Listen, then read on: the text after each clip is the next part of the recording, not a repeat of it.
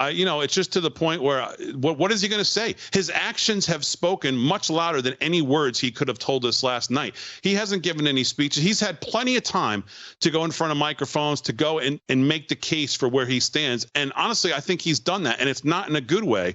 So, last night, it was really more, from what I can tell, he spoke way more about Ukraine and wanting more money to make sure he can get more people into the country, with another $100 billion, I think he requested, in quote unquote border security, right, or whatever the hell, $14 billion to facilitate more entries of illegals, I think, than he did talking about how he stands up for Israel, because let's face it, he's not standing up for Israel. He's bear hugging them to death.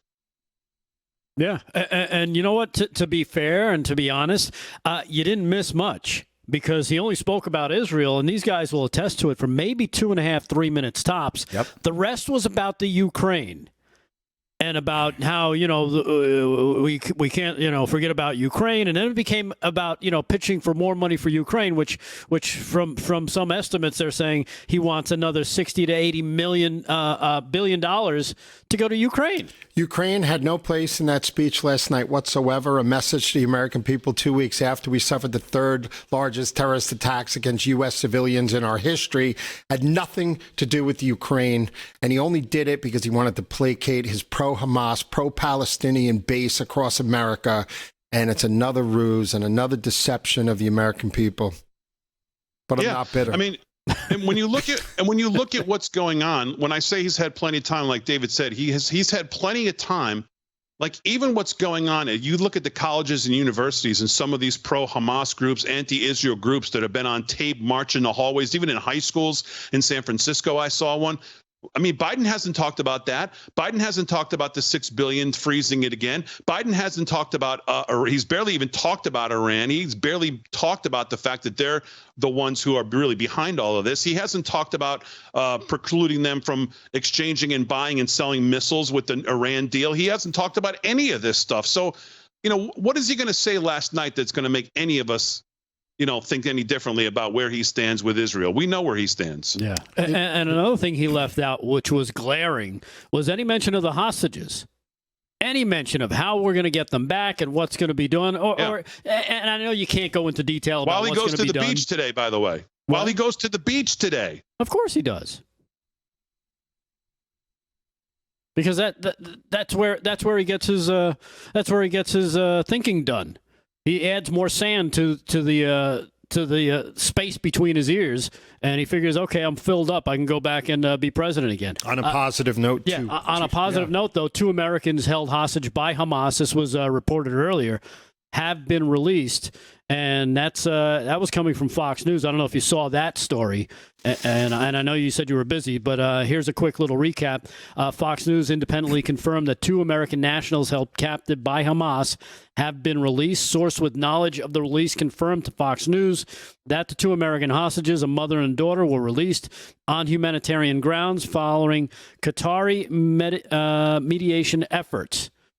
So there you have it. 2 American hostages released from the armed wing of Hamas. They were released earlier today, and that was confirmed by Fox News. And the Qataris getting involved.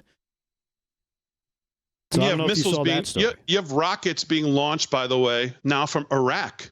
I saw this last night, that you had rockets being launched at U.S. targets in Baghdad. Yeah. So you talk about the world just falling apart on all fronts. You talk about our enemies obviously noticing what is going on in Washington, D.C., noticing how weak and pathetic the leadership is, listening to him talk, watching these speeches. They see everything this guy does. They see the people around him looking at him. Go ahead, David. Well, I'm just going to add, the last time that happened under Trump, we killed Soleimani when they rocket attacked our base. So our joint base in Iraq, right? So there's no response. No.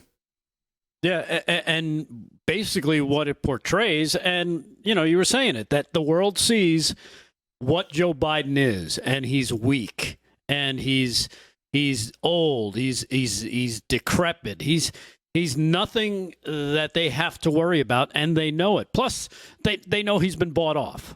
So they probably have some leverage over him that we don't know about just yet, but hopefully we'll find out about.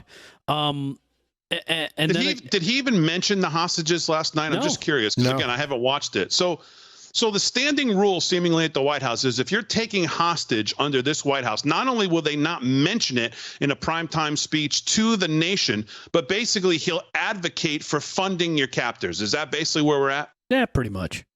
Well, Trump would have been up there, and Reagan and anyone else who was, half a, leader would have been like, you harm one hair Right. on the head of an American, and we're going to make you the largest piece of glass, And, so there was nothing like that. There was nothing that made Americans feel comfortable. And again, Ukraine had no part in that speech.